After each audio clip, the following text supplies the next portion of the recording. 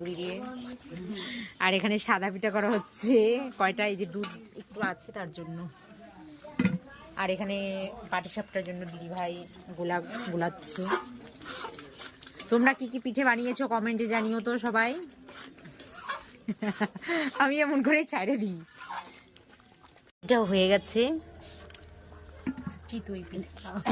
এখন চিতই পিঠা হচ্ছে আমাদের জন্য। দু খোলা করবো, ক্ষীর দিয়ে খাবো। কেমন টেস্ট হয়েছে ক্ষীরটা পরে।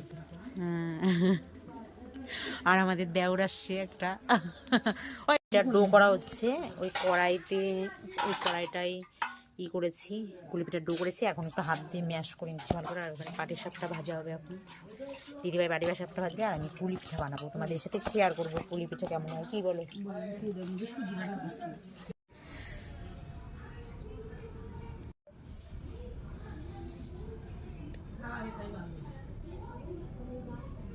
সিদ্ধ করে নিচ্ছি। আর এদিকে আমি এখন পাটিসাপটা ভাজতে বসে পড়েছি।